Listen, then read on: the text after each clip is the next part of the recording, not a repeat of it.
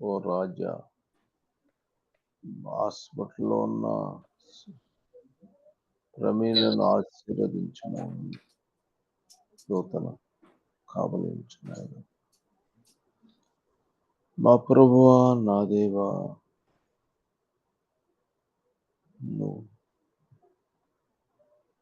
నా దేవా, నా ప్రార్థన ఆలకించుము, నువ్వు నాతో మాట్లాడు. నేటి దినము వాక్యము ఏమి మాట్లాడాలి, నీవు మాట్లాడు నా ప్రభువా. గ్రూప్ లో ఉన్న సమస్త వ్యక్తులను ఆశీర్వదించండి నాయన. మా ప్రభువా, మా ప్రభువా, మా నాయన యేసు ప్రభువా, మాట్లాడము నాయన. నీవు సమస్త కార్యములు నీవే నాయన. నీ వెలుగును సత్యమును బయలుదేర్చేవి, అవి నాకు త్రోవ చూపులు. ప్రభువా, నీ వాక్యమును నాకు తెలియజేయమని నజరేయుడైన యేసుక్రీస్తు ప్రభు యొక్క నామమున వేడుకొంచు ప్రార్థిస్తున్నాను తండ్రి. ఆమేన్.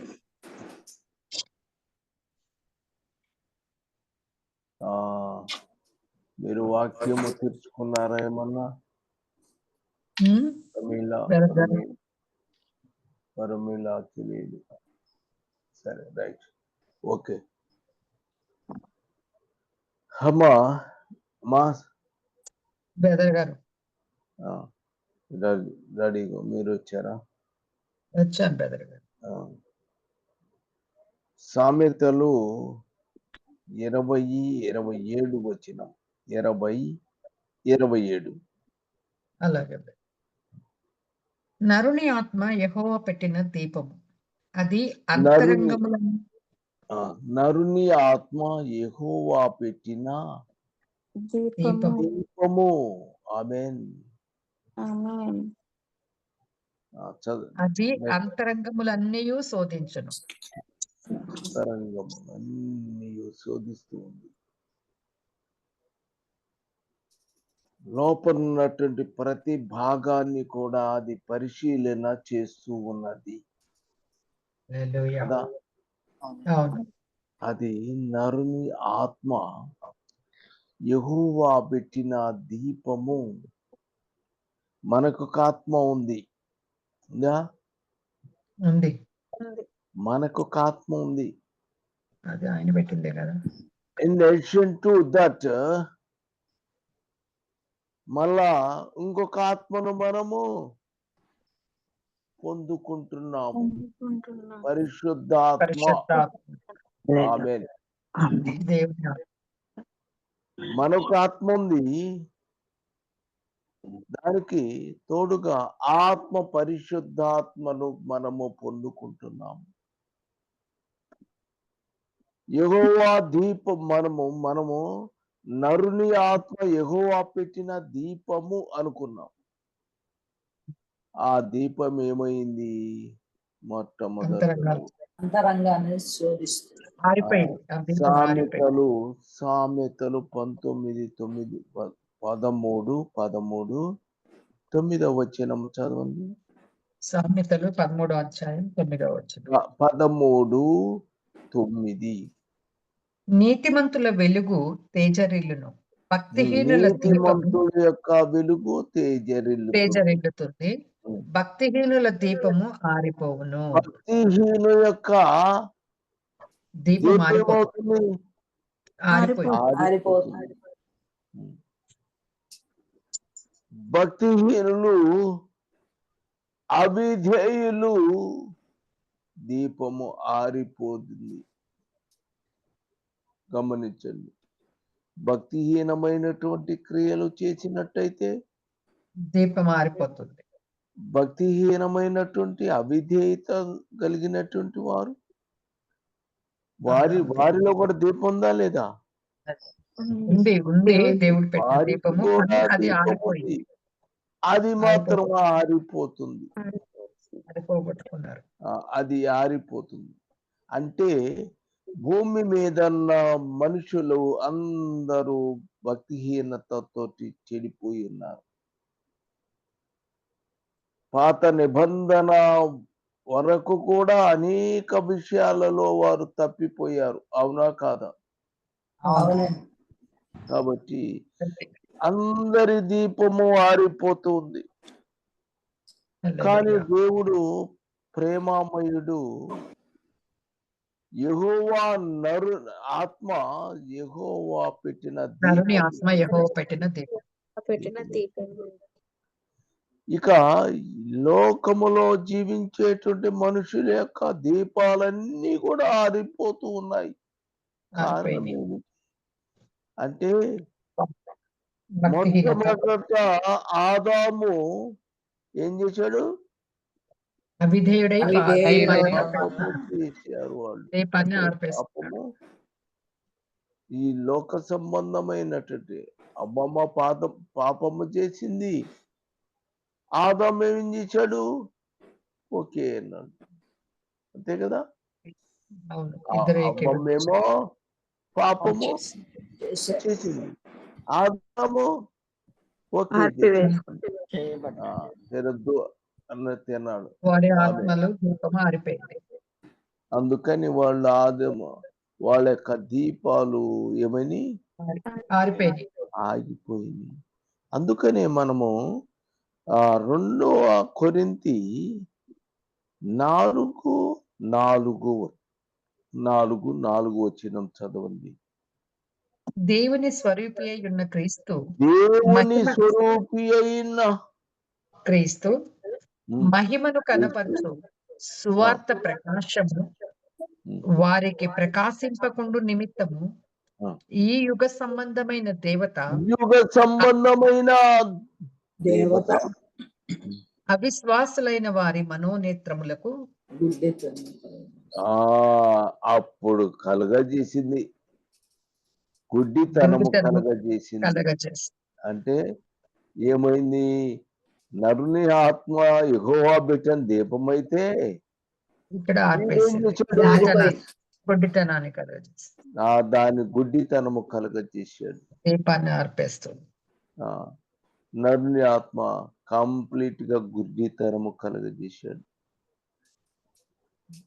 వాడు వాయుమండల యుగ సంబంధమైన దేవత. ఈ యుగ సంబంధమైన దేవత ఆమేన్.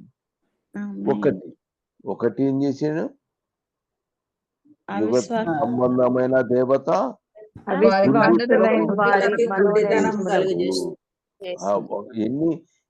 ఎన్ని విధాలుగా మన మీద ప్రయత్నము చేస్తున్నాయో మనము తెలుసుకోవాలి. వాడొక్కడు మాత్రమే కాదు. వాడొక్కడే కనుక అయితే చూస్తాం మనం. ఆమేన్. హల్లెలూయా. ఎఫెసీ 2:2 వచనము. రాసిన పత్రిక 2:2 వచనం. మీరు వాటిని చేయుచు వాయుమండల సంబంధమైన అధిపతిని అనగా వాయుమండల అధిపతి అనగా అవిధేయులైన వారిని ఇప్పుడు ప్రేరేపించు శక్తికి అధిపతి అనుసరించి చదువుకున్నాము. యుగ సంబంధమైన దేవత గుడ్డితనము కలుగజేశాడు. చేశాడు కదా అనుకున్నాం. అనుకుంటే ఈ వాయుమండల అధిపతి ఒకడు వచ్చాడు. వీడు వాయుమండల అధిపతి. వాడేం చేస్తాడు?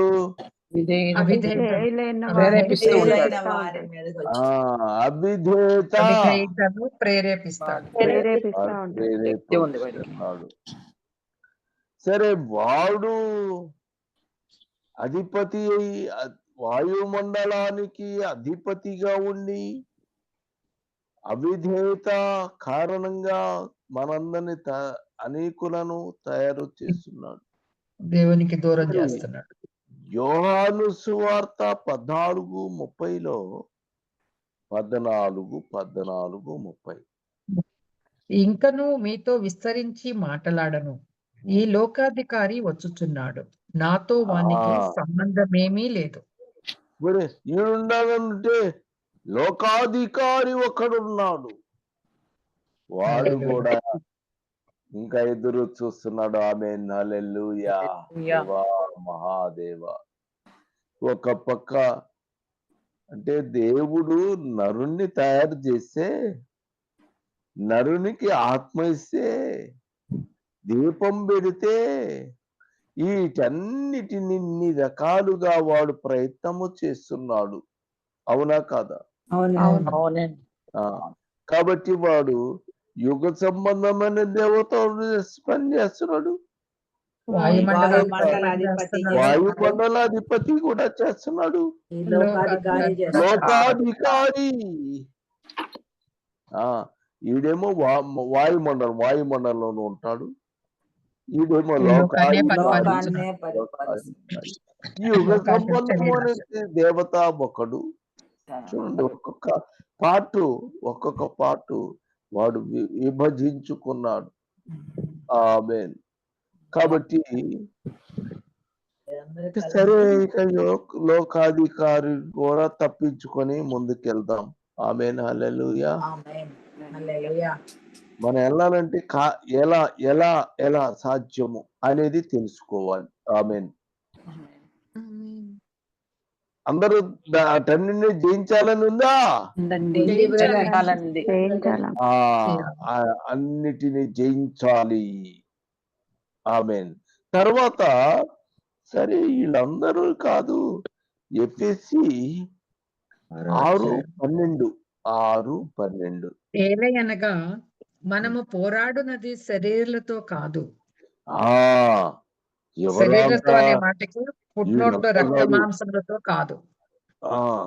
యుగ సంబంధ దేవత కాదు, వాయుమండలాధిపతి కాదు, లోకాధికారి కాదు. వీళ్ళందరూ లైన్ లో ఉన్నారు.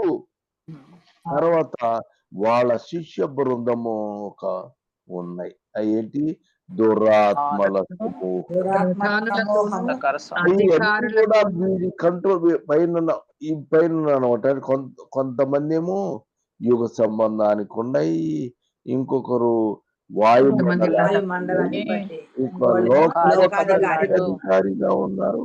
వీళ్ళందరి స్వాధీనంలో ఉన్నారు దురాత్మలు సమూహం. వాళ్ళు చెప్పినట్టు వీళ్ళు చేయాలి. వాళ్ళు ప్రధానులు, అధికారులు అన్ని చేయాల్సింది. కాబట్టి ఆమేన్. ప్రస్తుత అంధకార సంబంధమగు లోకనాథులతోను అంధకార సంబంధమగు లోకనాథులతోను ఆకాశ మండలమందున్న దురాత్మల సమూహములతోనూ పోరాడచ్చు. వీటన్నిటి పోరాటము చేయవలసినటువంటి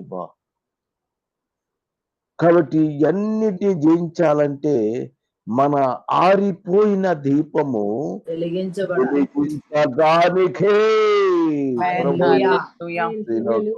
వచ్చినాడు. ఆమేన్. హల్లెలూయా. మన వెలుగుని వెలిగించాలంటానికే యేసుక్రీస్తు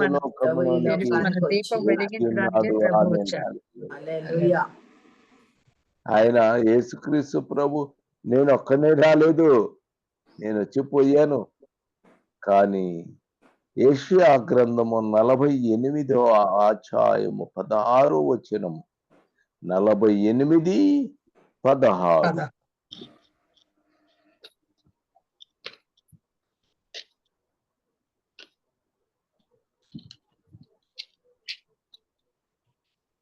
ఆది నుండి నేను రహస్యముగా బ్రదర్ గారు చదువుతున్నాను. ఆది నుండి నేను రహస్యముగా మాట్లాడిన వాడను కాను. ఆది పుట్టిన కాలమున మొదలుకొని నేను అక్కడున్న వాడను. ఇప్పుడు ప్రభువగు యెహోవా నన్నును తన ఆత్మను పంపి ఉన్నాడు. యెహోవా నన్నును తన ఆత్మను పంపించాడు. ఆమేన్. ఇందాక చెప్పిన చీకటి నిండినటువంటి వాటన్నిటిని పారదోలటానికే అంధకార సంబంధమైన సమస్తాన్ని హల్లెలూయా. పారదోలి మన దీపాన్ని తిరిగి వెలిగించడానికి ప్రభు ఆగిపోయిన మానవ దీపములన్నీ వెలిగిస్తారు. వెలిగించాలని ఆయన ఉద్దేశించి నన్నును తన తన ఆత్మను ఆత్మను ఆయన ఆత్మయు పంపి ఉన్నాడు. ఆమేన్. హల్లెలూయా. హల్లెలూయా. ఎవరు వచ్చారమ్మా ఇప్పుడు? పరిశుద్ధాత్మ దేవుడు యేసుక్రీస్తు దేవుడు వచ్చాడు. యేసుక్రీస్తు ప్రభు. నన్ను పంపాడు. ఎవరిని? నన్ను యేసుక్రీస్తు ప్రభువుని. ప్రభువును పరిశుద్ధాత్మను యేసుక్రీస్తు ప్రభువుని పంపించాడు. ఆమేన్. తర్వాత తన ఆత్మని కూడా పంపించాడు.